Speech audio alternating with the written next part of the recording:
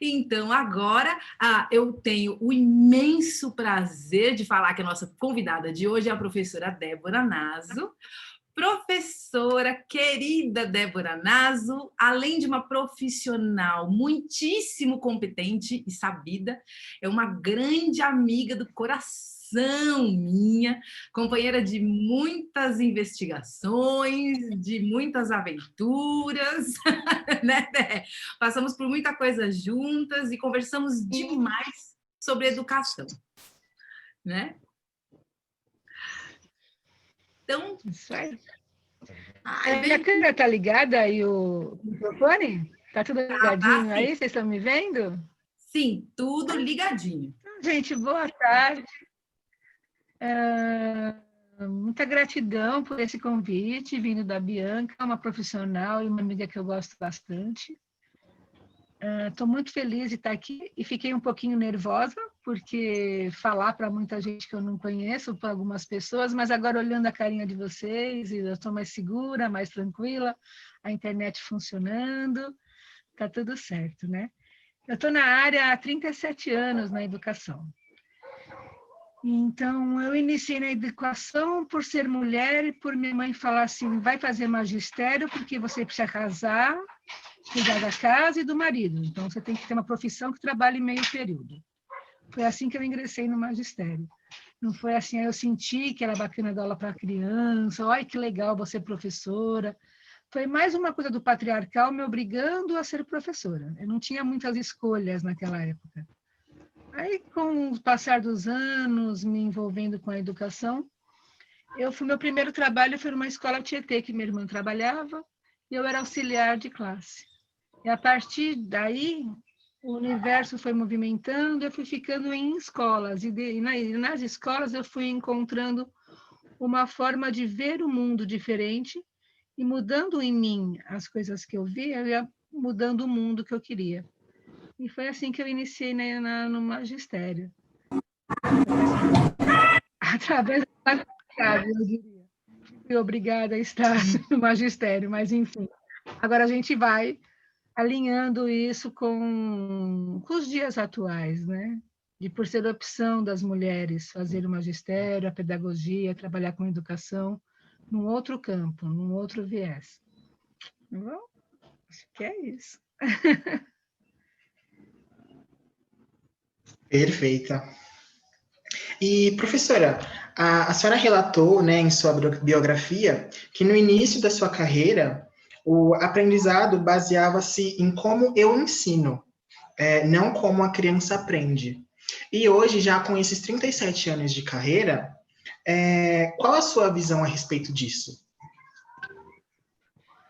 Hoje, em algumas escolas, ainda se baseia em como o professor ensina, e não como a criança aprende. Por trás dessa frase tem um tom bem autoritário, porque eu recebo um material didático e eu sei ensinar aquele material. Mas eu não, nesse momento, não porque eu não quero, mas porque o sistema que eu estou inserido, eu não vejo como aquela criança aprende. Eu não tenho tempo daquela atenção para aquela criança. Então, daí vem a defasagem escolar, que os alunos que são bacanas, que vão bem, eles vão passando de ano. Os que não são, vão ficando. Então, a repetência vem desse sistema, da onde o professor ensina o que ele tem que ensinar, né? Assim, enfim, é como se fosse uma cartilha. E, a partir daí, ele se torna, em certos aspectos, mais autoritário para ensinar aquilo. Muda hoje, que eu acredito, é que a gente passa, através dos teóricos, né, de aí vai Vygotsky, Vallon, enfim, todos que vocês devem estar estudando na faculdade de vocês, a entender como a criança aprende. Então, eu vou dar um exemplo assim que ficou muito forte para mim. Quando eu iniciei no magistério, uma criança que mordia a outra, era uma fala dos professores que aquela criança era agressiva, que aquela criança mordia porque não tinha educação em casa. Isso era muito comum escutar. Hoje, no magistério, com outras professoras, eles conseguem compreender que, através da linguagem, a criança não consegue se expressar, por isso que ela morde. Então, eu passei a achar o que o professor acha de ensinar e, a partir dos teóricos, a importância dos teóricos está aí, a entender como ele pensa. Então, se eu sei como ele pensa, eu consigo chegar de uma mais eficaz nessa criança ou nesse adolescente também. Então, eu acho que isso que mudou bastante. Tem uma frase que eu gosto muito, gente, eu vou falar para vocês. Ela diz o seguinte, que o professor não ensina só o que ele sabe, ele ensina o que ele é. Então, isso me marcou muito na caminhada. Então, os professores acadêmicos sabem muita coisa. Então, eles vão lá, eles leem, têm muitas informações. Ele sabe ensinar, mas ele passa realmente a ensinar o que ele é na vida, como ele enxerga esse outro ser humano. É assim que é. Acho que eu respondi, né? Um pouquinho do que o Reginaldo E perguntou. sensacional. Sensacional, professora. Que frase incrível. Sensacional. E ao longo de toda a sua trajetória também na área da educação, quais foram as suas maiores dificuldades como educadora, no magistério mesmo, né? Quais as maiores dificuldades que você já teve que lidar? A maior dificuldade é que no começo da minha carreira como educadora, eu era muito brava com as pessoas, com as crianças, porque eu recebia muita ordem de um sistema autoritário. Então, eu tinha que mandar. Então, eu tinha que fazer fila, eu tinha que mandar sentar, eu tinha que mandar me obedecer. O tempo inteiro eu precisava mandar, porque eu era o adulto que sabia mais as coisas, segundo aquele momento que eu estava vendo. Então, isso me incomodou muito, isso era muito ruim, aquele autoritarismo que vinha de mim.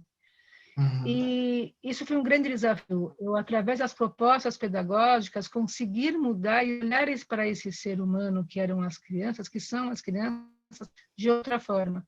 Isso só se deu mudar a concepção de pensar. Que eu consegui ser mais amiga, não é palavra, eu consegui compreender melhor essa criança sem ser autoritária. E a outra coisa que assim que você perguntou sobre a dificuldade é com as políticas públicas hoje. Então, nós temos boas ideias, a gente quer caminhar, mas a gente precisa das políticas públicas do nosso lado. Porque eu, dentro de sala, eu faço um trabalho bacana, mas se a política pública do governo atual me ajuda a ser uma boa professora, eu consigo trazer isso lá para dentro, no chão da sala de aula. Eu trabalho em creche. Então, a grande dificuldade é isso nesse momento, assim, né? É trazer a política pública para dentro do chão da escola, para poder ajudar a gente a fazer um trabalho bacana. Eu gosto de trabalhar muito com elementos da natureza. Então, para isso, eu preciso que no PPP da escola esteja escrito o quanto é importante essa criança no contato com a natureza. E que a escola possa me ajudar a comprar sementes, comprar pá, comprar regador. E assim vinha, essa mão de viés. Acho que a dificuldade no começo foi isso, agora eu estou com a dificuldade das políticas públicas. Mas, olha, gente, eu saí de uma escola super classe A, durante 17 anos, fui para a escola pública. E posso falar para vocês que o trabalho dá, sim, para ser realizado. O serviço público, ele é uma resistência, é uma política diária que a gente tem que fazer, mas é super possível fazer. Vocês são todos convidados, quando essa pandemia passar, ir lá na creche conhecer meus bebês, que são, na maioria, bolivianos, peruanos, uruguais, são migrantes, tá bom? Perfeito. Será uma honra, professora. De todos nós. Estão todos convidados. Muito obrigado. Perfeito, professora. Eu vou fazer mais uma pergunta que nós elaboramos. No seu currículo, a senhora diz que trabalhou na Escola Coruja e se deparou com as abordagens de Maria Montessori. Pensando nos métodos elaborados por essa educadora, a senhora acha que a educação infantil no Brasil desenvolve o potencial criativo da criança? Como é que você chama? Não estou vendo Luciana, seu nome. desculpa. Luciana, olha, eu vou te falar uma coisa que eu ouvi ao longo dessa jornada, né, de educação. A criança desenvolve o poder criativo dela em todos os lugares. Até quando vê aquele menininho lá no farol, quando ele para e senta, ele pega a graminha, ele pega a bolinha, ele pega a pedrinha e está desenvolvendo o poder criativo dele. Isso é em todo lugar. A Maria Montessori, ela traz para a gente, né, ela tem uma linha de muitos materiais pedagógicos para serem trabalhados. E esses materiais pedagógicos, eles vão na linha do professor ensinar o que essa criança precisa desenvolver. Então, na época que eu trabalhei, tinha linha no chão, tinha os materiais que as crianças iam pegar, e a partir disso eles conseguiam trabalhar não tão autonomamente como a Amy Pickler traz, que é a abordagem que eu mais estou estudando nesse momento, junto com Loris Malaguzzi, da de Reggio Emilia. Mas se a Maria Montessori, no serviço público, daria certo qualquer um, viu, Luciana? Desde que o professor tenha a vontade que dê. Então, a gente tem a BNCC, a gente se apoia nisso tudo, mas dentro de sala de aula, o teórico que você traz, que te fomenta como educadora, dá certo. Tudo dá certo, porque eu posso pegar qualquer material reciclado, não com na pompa, né? Eu posso chamar assim da Maria Montessori, que eles são caríssimos. Se a gente for numa loja para comprar os materiais montessorianos, a escola pública não daria, porque não teria verba, segundo a política pública, mas poderíamos construir algumas coisas também. Acho que tudo que a gente quer dá certo, sim, e é uma linha bem bacana. E criativa, sim, eles são, sabe? Vai lá, Luciana. A próxima pergunta, acho que a senhora acabou de responder, que seria possível implementar o método Montessori nas escolas públicas brasileiras. Pelo que a senhora falou, devido ao custo do material, é possível? É possível, sim, porque qual é esse custo de material, né? Quanto será que eles gastam para construir obras que a gente não vê? Obras que eles superfaturam. Então, se o grupo de docente, o conselho da escola, que é muito importante, luta por isso, é possível. Tudo é possível dentro de um chão de uma escola pública, que é onde eu estou agora. É possível, sim. Só os professores estarem juntos, trazer o conselho de pais perto. Falar, isso é importante, a gente acredita na Maria Montessori, né? nessa abordagem. É possível, sim. Se quer, tudo é. Ok. Então, a senhora falou um pouquinho da Amy Pickler. E pensando no método Montessori, na concepção da primeira infância da Amy Pickler, parecem semelhantes. Tem algo que os difere? Tem sim. A Maria Montessori, ela pensou a criança de 3 a 6 anos. E Amy Pickler pensou a criança de 0 a 3 anos. Então, as duas pensaram sobre a primeira infância. Só que uma com crianças maiores e Amy Pickler com crianças menores.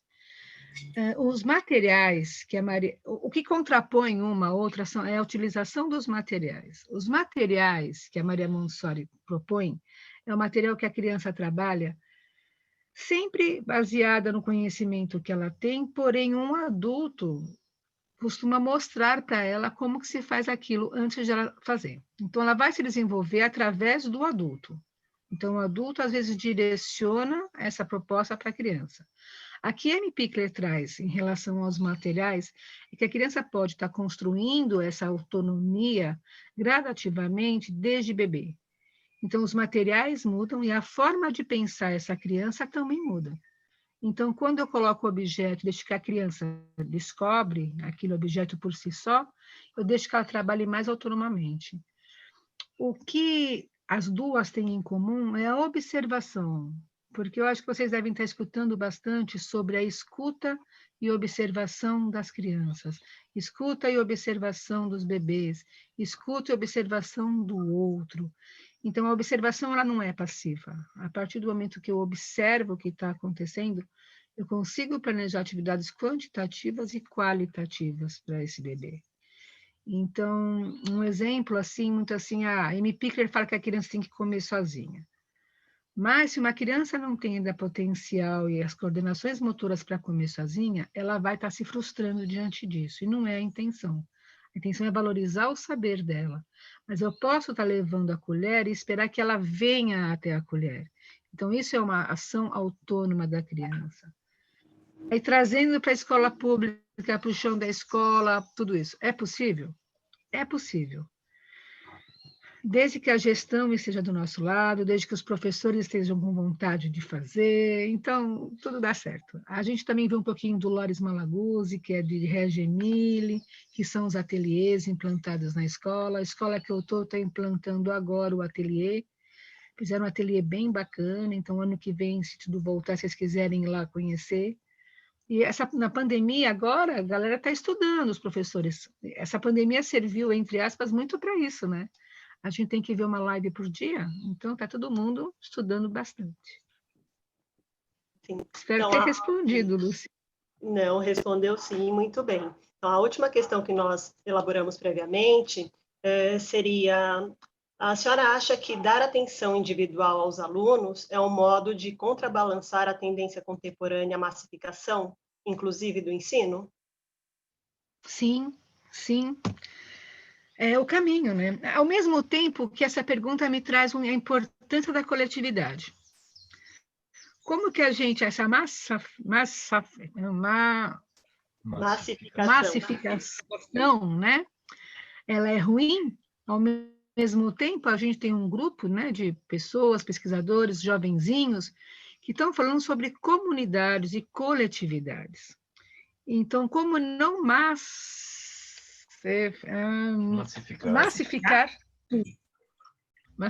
tudo. Então, sim, gente, o olhar individual para a criança é o mesmo olhar individual que a gente quer do nosso professor em sala de aula. É aquele professor que sabe o que a gente gosta, aquele professor que sabe como a gente tem que aprender, quando a gente vai falar com o professor, ele olha nos nossos olhos, ele não vê a gente dentro de uma massa, de um grupo, ele vê a gente como pessoas humanas, com vontades, com desejos, com querendo aprender, com às vezes não tendo vontade de aprender. Aquele professor bacana que a gente tem, é aquele professor que a gente tem que se espelhar para ser para os nossos alunos, desde os bebês até os maiores. Olhar individualmente cada um, no olho de cada um, e sentir o que cada um tem para desenvolver e aprender. É assim, massificar não, mas trabalhar em coletividade, olhar o outro. Eu acho que isso traz muito, né, na interculturalidade, né, que a gente busca essa proposta pedagógica tão importante, né, para os dias de hoje e por uma nova era, né? Eu falo nova era não no sentido, mas novo momento de vida, novo momento do planeta que está chegando. Eu já estou... É isso. Muito obrigada pelas respostas, professora. Imagina, podem fazer mais perguntas, eu gosto de responder. Ai, que maravilha, Débora, minha querida amiga. Agradeço as tuas respostas, agradeço ao Reginaldo e à Luciana Sim, se colocarem para fazer essas perguntas, né? Uma atitude de muita coragem, que a primeira vez que nós estamos organizando um evento todos juntos, então essa primeira vez exige muita coragem. Eu já gostaria de deixar minha profunda admiração pela coragem de vocês todos, de estarmos aqui juntos nessa primeira, né? Dé, tua fala é sempre potente, sempre inspiradora, e é muito gostoso.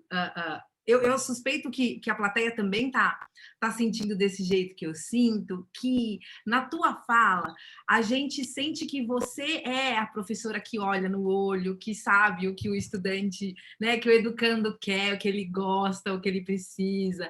Então, a gente tem, claro, a gente lê Paulo Freire, pensa em pedagogia crítica e sempre tem essa crítica forte àquele sujeito que fala uma coisa e faz outra, né? Então, de separar a teoria da prática. Então, eu sei que você é uma das pessoas que não só fala, mas também pratica o que fala. E é inspirador ver, em um momento que se fala tanto sobre a lacuna, se fala tanto sobre a falta, sobre o que está dando errado, uma fala tão cheia de potência e maravilha. Eu te agradeço muito por nos inspirar. Imagina, gente, gratidão em estar aqui, gratidão. Vocês também inspiram, né? Inspiram que isso vai continuar, inspiram que a educação está aí para mudar. E aquela frase, né, de que a gente só muda o mundo se mudarmos a nós mesmos, ela é muito real. Então vamos mudar a gente, que o mundo muda também. Né? Com certeza. Enquanto o público vai aquecendo os motores aqui, eu vou pedir para o público, quando quiser fazer uma pergunta, ou levanta... não dá para levantar a mãozinha aqui. Vocês sabem como levantar a mãozinha aqui, né? No Zoom? Ou levanta a mãozinha, ou me manda uma mensagem no chat. Tá? Enquanto vocês vão elaborando as perguntas de vocês, eu quero aproveitar e fazer uma minha. que é a seguinte, Dé, você pode contar para a gente um pouquinho sobre a tua rotina hoje?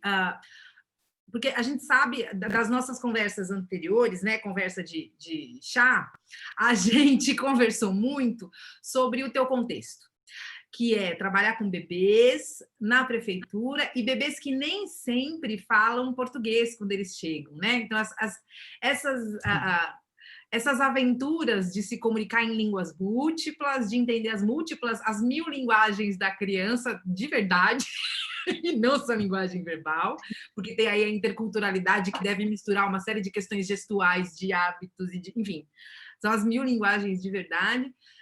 E como que vocês, da tua unidade escolar, estão fazendo para manter contato com essa comunidade? Conta um pouquinho mais sobre o que era antes e como está agora para a gente. Tá. Iniciamos a comunidade que eu trabalho é no Bom Retiro, então é uma comunidade de bastante imigrantes, Bolívia, Paraguai, Uruguai, alguns haitianos.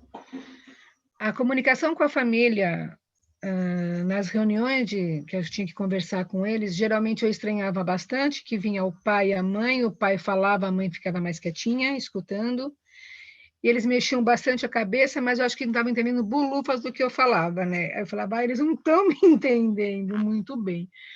E aí, como é que passou? Passei a falar mais devagar com essas famílias e a escutar o que eles tinham para dizer. Então, é aquilo, né? A escuta do outro. Então, eu passei a escutar o que eles falavam. E aí, a gente conseguia fazer uma interlocução. Eu escutava e respondia devagarzinho, pausadamente, o que eles queriam saber. Com as crianças, eles chegam num ambiente novo, que eles não conhecem, com uma língua diferente da língua pátria deles, né?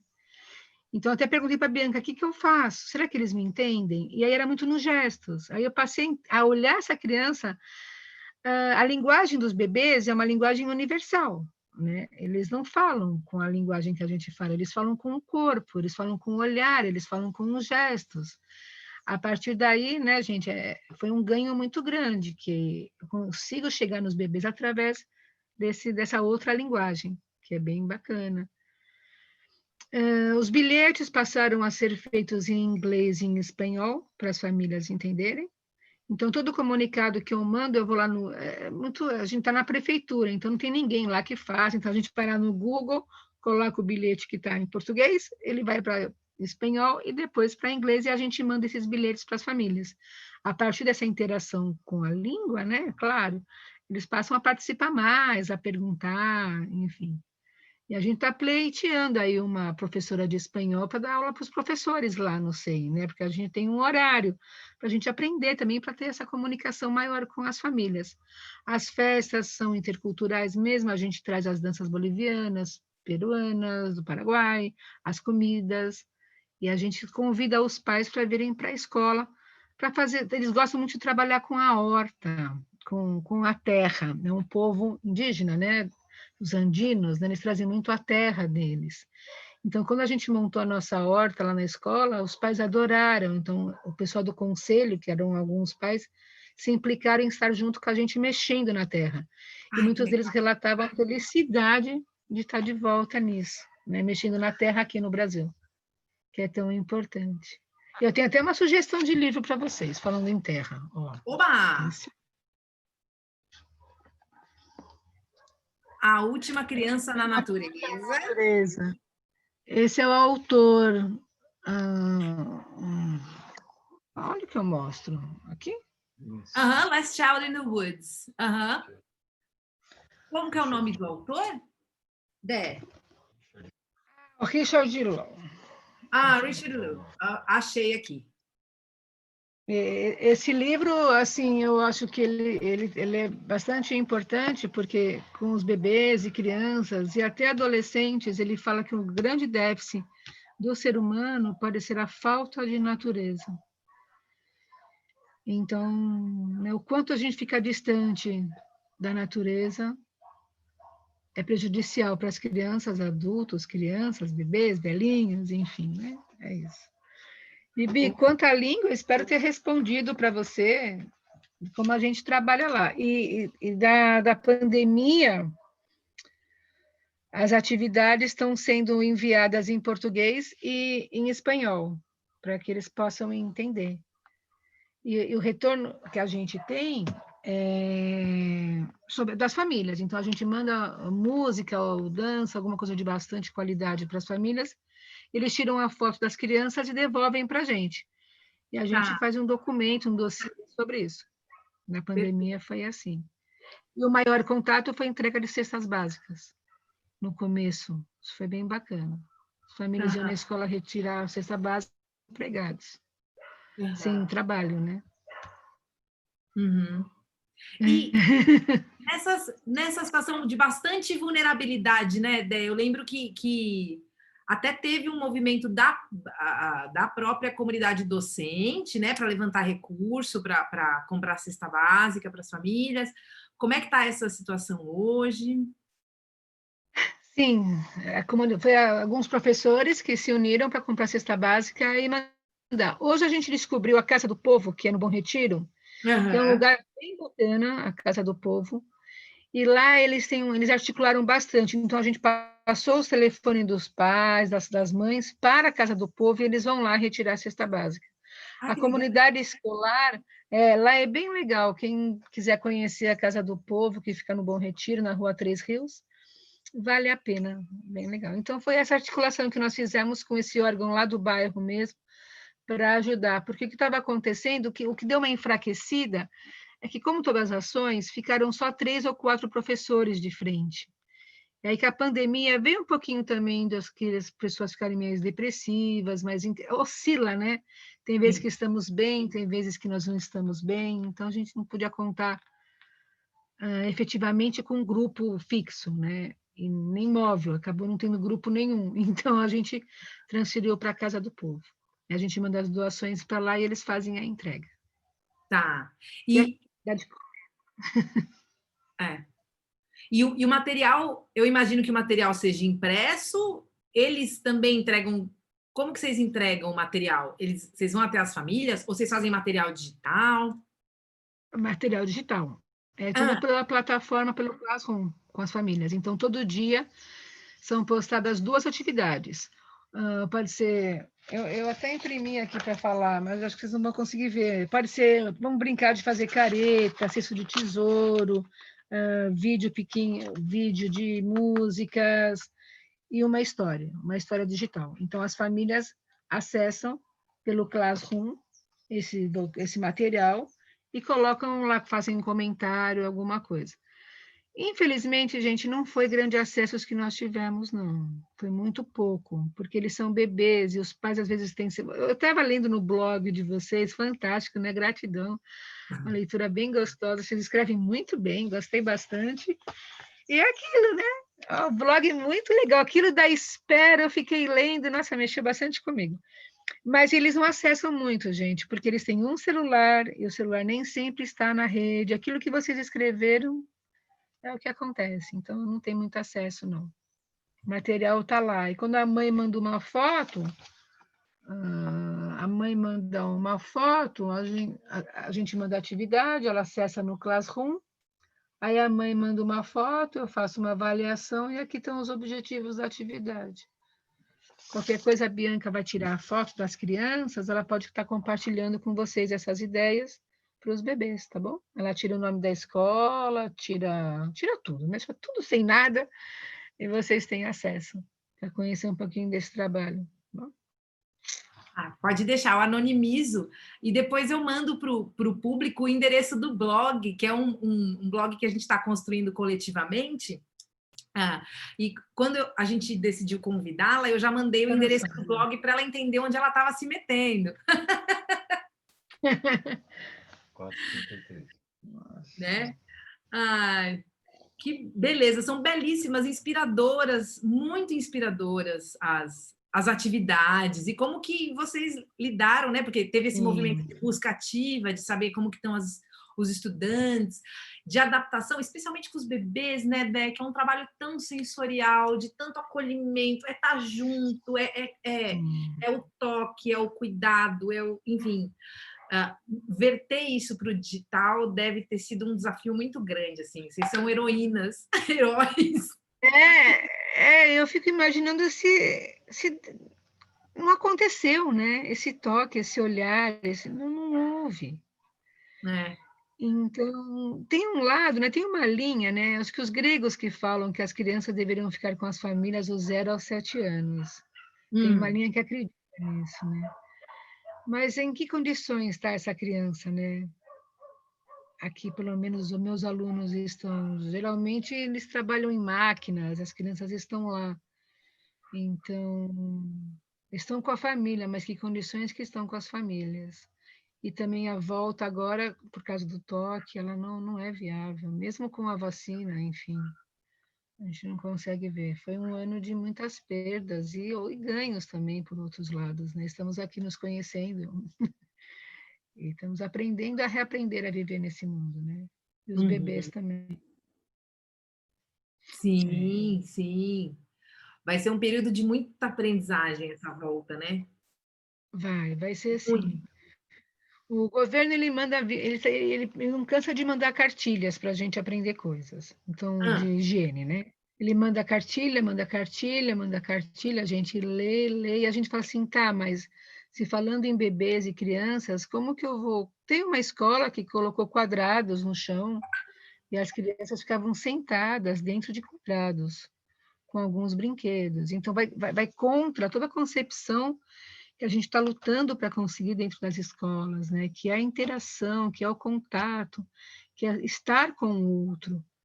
E é uma escola de Santa Catarina. E a professora postou isso no Facebook, não sei se vocês chegaram a ver. Fizeram quadrados a 1,5 metro de distância, um quadrado do outro, e sentaram a criança lá.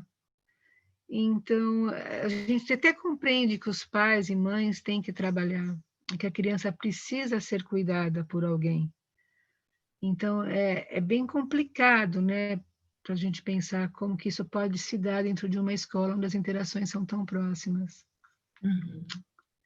Vamos aguardar. Pois é.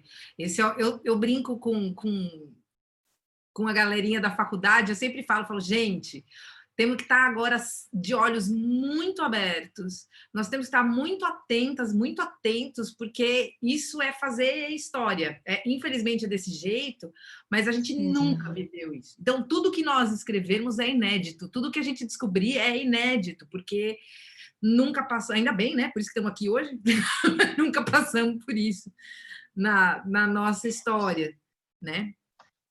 E para eu Sim. não dominar completamente o turno, tem uma pergunta aqui da Deca, né, da Andrea, que é do nosso grupo de residência. Ó, gente, podem mandar pelo chat, tá? Se não quiserem abrir o microfone, se quiserem abrir o microfone, fiquem à vontade também. A Deca pergunta o seguinte: como você identifica quando alguns bebês apresentam algum tipo de deficiência? Ó, quando eles são bebês, muito bebês, não é detectado assim imediatamente. Mas, quando eles começam a fazer 1 ano, 1 ano e meio, tem aqueles que eu falei no comecinho, os teóricos que ajudam a gente a enxergar, a olhar para esse bebê, né? Então, poxa, já fez determinada idade, ele não anda. Será que ele está escutando direito quando eu chamo? Eu estou cantando, por que ele não me olha? Então, é muito intuitivo nos professores isso, e alguns têm, e os teóricos nos ajudam a compreender.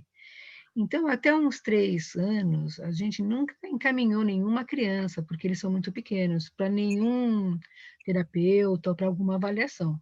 A gente espera essa criança ter 4 anos para estar comentando com a família algumas coisas que a gente acha que está diferente, para a família trazer para a gente. Então, o que a gente espera? Que num grupo, numa reunião com essa família, a gente escute como essa criança se desenvolveu, como ela nasceu, onde ela nasceu, o que ela traz dentro de casa, como que é essa família, que muitas questões, às vezes, não está só na criança, está no núcleo familiar que ela vive. Então, por exemplo, tem uma coisa muito interessante, que os bebês, quando chegam para a gente, dessas famílias, né, que trabalham em costura, eles demoram mais para andar, porque eles não têm estímulos. Então, eles ficam mais sentadinhos dentro de roupas, de cestos de roupa. Então, quando eles vêm, eles não têm estímulos para andar. Então, a partir de todos os estímulos que a gente vai oferecendo para eles do espaço, a gente vai fazendo vai olhando, vai falando, nossa, aí quando uma criança apresenta alguma necessidade especial diferente do grupo que destua, a gente chama essa família e pede o encaminhamento primeiro para as fonoaudiólogas, porque as fonos, elas têm uma forma de pensar muito parecida perto da educação, de entender como que a criança está se desenvolvendo mental dela, sei lá, né? Então, elas têm mais recursos para estar falando para a gente se a criança precisa ou não de alguma outra terapia. A inclusão na escola, como é que é trabalhada a inclusão dentro da sala de aula com as crianças pequenas, os espaços adaptados e o professor adaptado. O professor precisa conhecer quem é aquela criança. Então, além dos espaços físicos importantes, tudo nas políticas públicas olhar, esse professor ser amparado por profissionais para poder trabalhar com aquela criança. Porque o que a gente estuda nem sempre é direcionado para a criança com alguma necessidade especial. Então, a gente tem que estudar aquele menino, aquela menina, para poder chegar lá com um aprendizado para eles.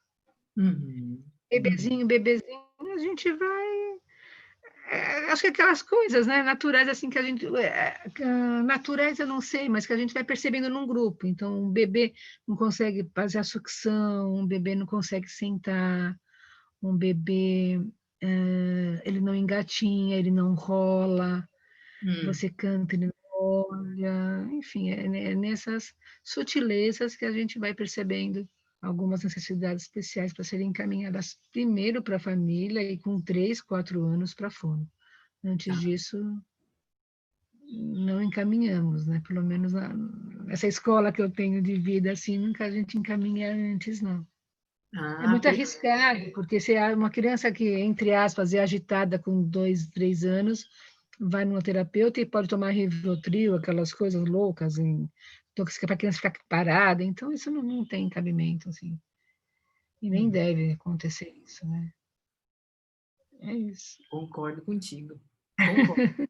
Agora, na sequência, a gente tem a Luciana, que estava com a mãozinha para cima, se ela quiser falar agora, e a gente tem uma pergunta no chat.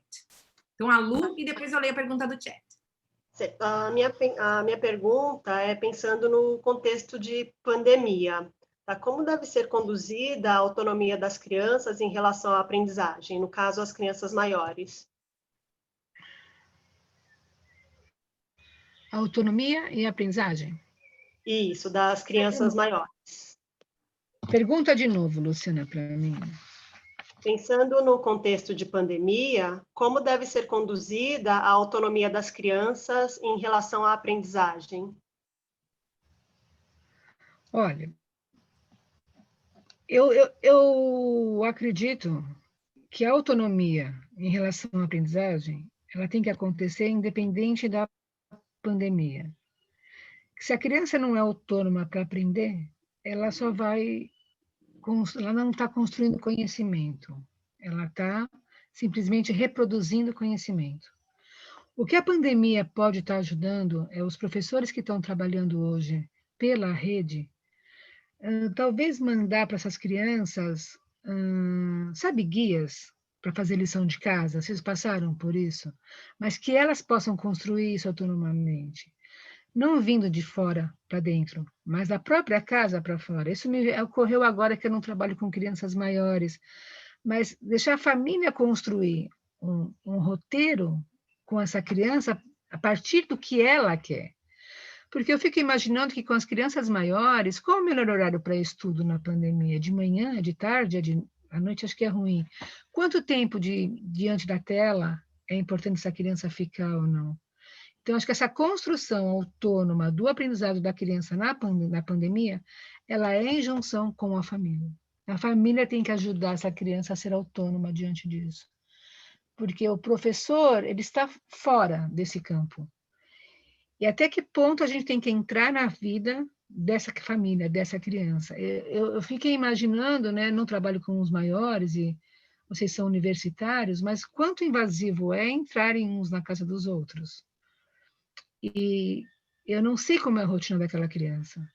Então, acho que isso é um trabalho com as famílias, que vão ter que se implicar nesse momento da aprendizagem dos próprios filhos e filhas. Ajudar essa família a entender o que é autônoma, o que é trabalhar autonomamente, né, para essa criança. O que isso quer dizer, né? Autonomamente e independente, né? Essa criança ser independente para aprender. Pega de surpresa também. Pega de surpresa também. Teve uma amiga minha que estava trabalhando com as crianças, que nem a gente está agora, logo no começo, aí o menino ficou vendo os amigos, ele falou assim na tela, ô mãe, por que eu não estou lá com eles também? Então, olha, uma criança de 3 anos, então, aluno da Marinês, até que você conhece, fala assim, mas por que eu não estou lá com meus amigos? Tipo, por que meus amigos estão lá dentro e eu não estou, né? Então, como tudo isso é difícil para os bebês, imagina. Putz, eu fico imaginando os meninos de 10 anos, 9 anos, né, gente? Que é um momento de interação, de pegar, né? De brincar de pega-pega por esse ladrão, pegar no outro. Acho que eu não sei se eu respondi, Luciana, é o que eu soube responder. Eu nunca tinha pensado tão diretamente nisso.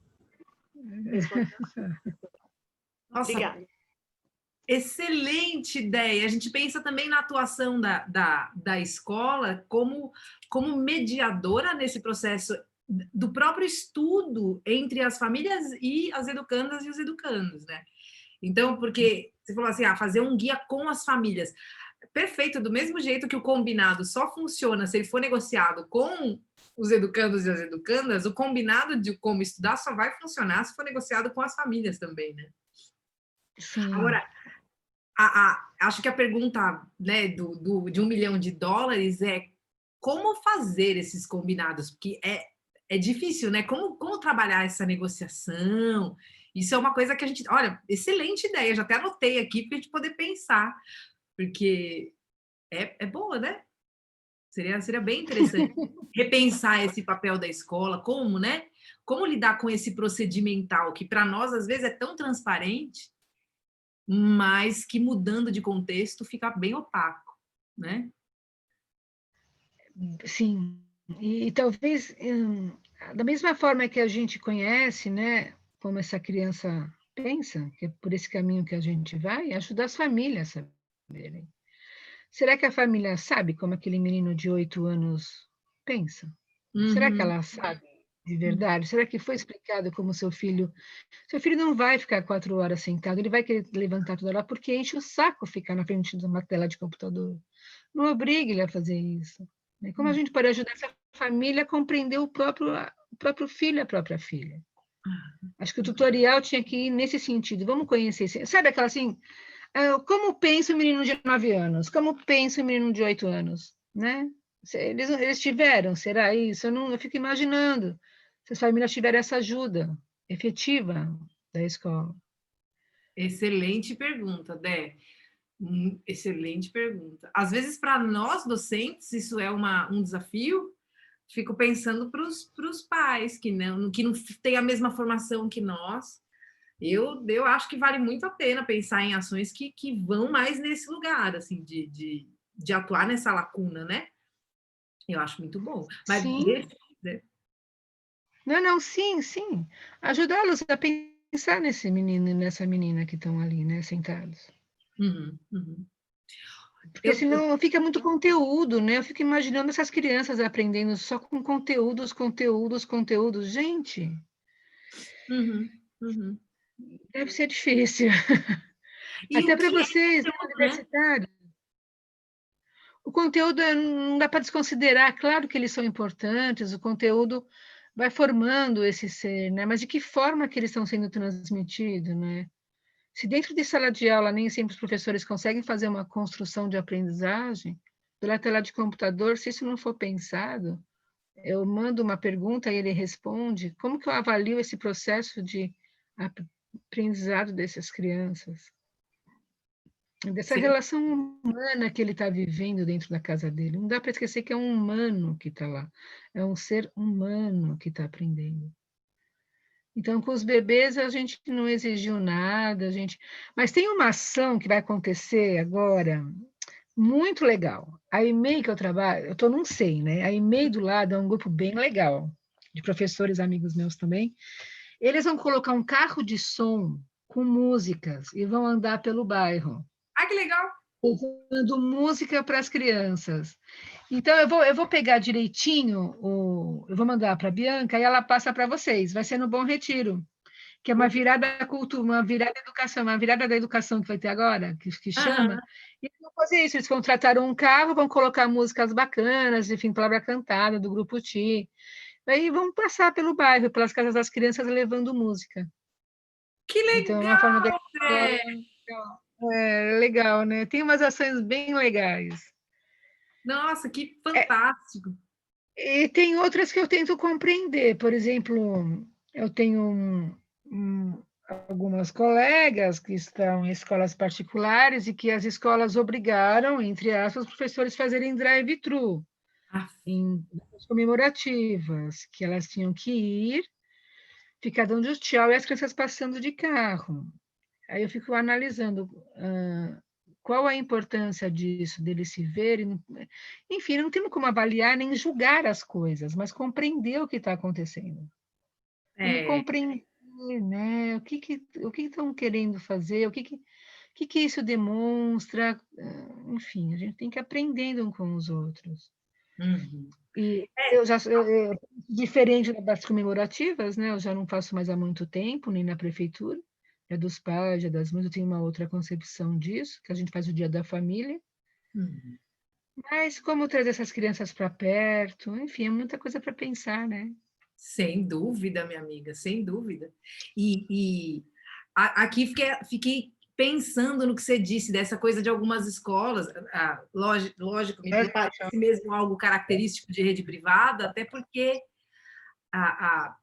tem algumas ações que operam na lógica pedagógica e tem outras que operam na lógica mercadológica, né? Na lógica do capital. Então, é entender que como a gente às vezes faz parte desse sistema, tem vezes que você opera em uma loja e vezes que você opera em outra, né? Então, Sim, sim. as ações que São operam... dois, é o patronal e a política pública. É. São os dois meios que a gente trabalha. Então, ou você está com o patronal, regendo a sua vida, ou você está na política pública, regendo a sua vida. Então, temos que saber lidar com os dois. E Sim. resistindo aos dois sempre, né? Isso é importante. Quando eu digo resistir, não é de contra, não é brigar, mas é colocar como ser humano nisso tudo. Como Uhum. somos humanos, né? Às Sim. vezes eles esquecem. Sim.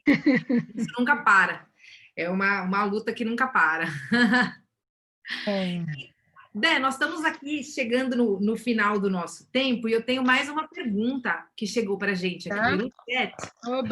Meu colega Vitor, que é professor de arte aqui na faculdade, e fez uma pergunta sensacional. Ó, já dei aula em uma escola da prefeitura, na Casa Verde, Peruche, ó, nossa quebrada, com bastante morador boliviano. Cerca de 15% dos meus alunos eram bolivianos e percebia que havia uma separação discriminatória muito forte entre brasileiros e bolivianos. Pela sua experiência, o que podemos fazer para atenuar isso na infância? E aí ele complementa a pergunta. Percebia que essa separação era bem evidente no recreio, onde os alunos estavam livres dos professores. Tinha a impressão de que em sala essa separação não era tão evidente. Sim. É o Vitor que perguntou, né? Então, Vitor, eu acho que o que vai ajudar essa escola ou esses alunos é conhecer a outra cultura. Porque você está falando de crianças, né? Eu estava numa reunião com uma mãe do Paraguai que virou para mim e fez, porque eu sei que os bolivianos não tomam banho. Aí eu parei assim e fiquei pensando o quanto isso vem das famílias. E o quanto a gente, para mudar o que uma criança pensa, o que um adolescente sente e pensa, está muito além dele. Está no eixo da família. Como que essa família pensa tudo isso? Então, trazer para dentro da escola essa família e mostrar, assim, estar participando para ela as diferentes culturas e a sua importância. Além dos bolivianos, mais indígenas, mas dos negros, das mulheres. Então, formar a família vai estar ressoando nesse adolescente, ou nessa criança, como agir com o outro. Então, eu já não penso só tanto no como fazer só com os bolivianos, mas de uma forma geral como com os humanos, com as pessoas, que são diferentes, sim, nós somos diferentes. Mas qual a importância de cada um na sua comunidade? Então, eu sugiro isso, ações para as famílias, porque o falar dentro de sala de aula, né, do professor é muito importante. Ah, respeita seu coleguinha, somos todos iguais, mas é mostrar, é trazer literatura, é trazer a música, é trazer a arte para dentro da escola, é fazer essa escola viva, com diversas culturas. Você entrar numa escola, parece que está entrando num mundo de diferentes pluralidades, né? Aí vem a música, vem a dança, vem a arte em todas as suas expressões. Acho que o que garante isso é a arte nas escolas, a arte para as famílias, a arte na vida. É pela arte que a gente consegue fazer essa união de todos os povos. É assim que eu vejo, né? Através da arte. Enfim, povo, cada etnia tem a nos oferecer e a contribuir.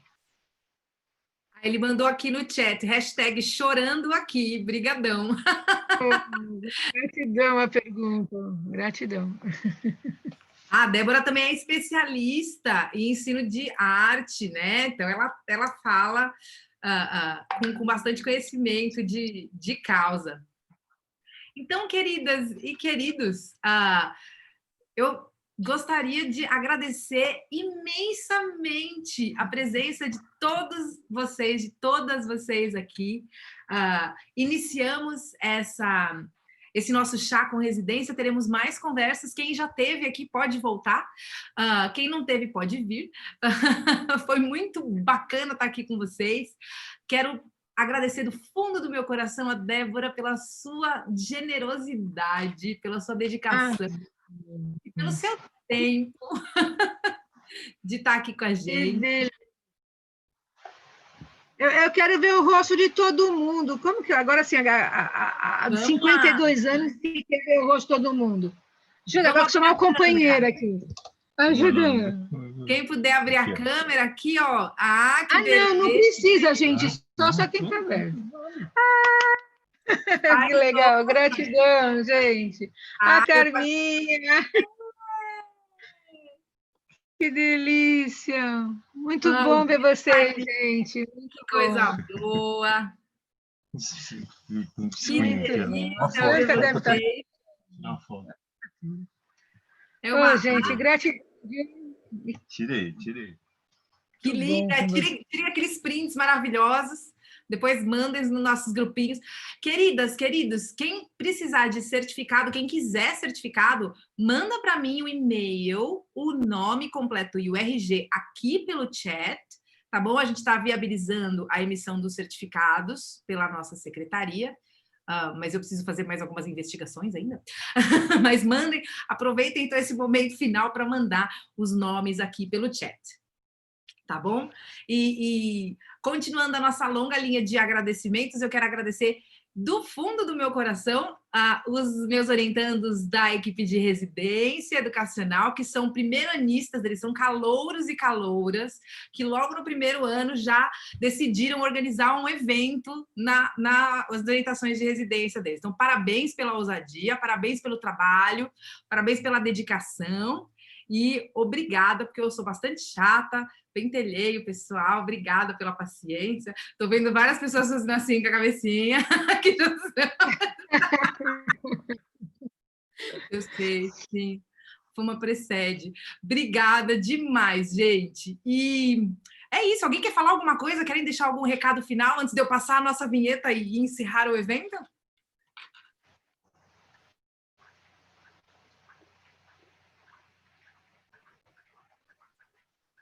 Gente, não? É isso?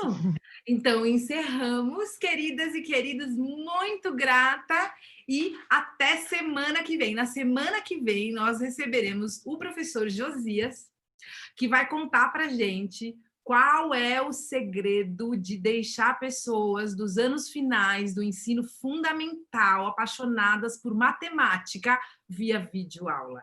Ele vai compartilhar com a gente esse segredo maravilhoso que eu estou aqui curiosíssima, foi muito recomendado, ele vai contar para a gente.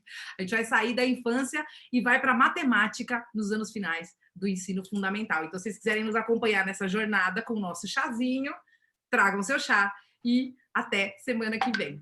Muito grata, uma salva de palmas para todo mundo. Que beleza, muito grata a vocês e até semana que vem. Um beijo e tchau! Que maravilha! Tchau, gente! Cadê a nossa vinheta? Carminha! Carminha! Passa a vinheta, eu paro de gravar. Muito bem, parei de gravar.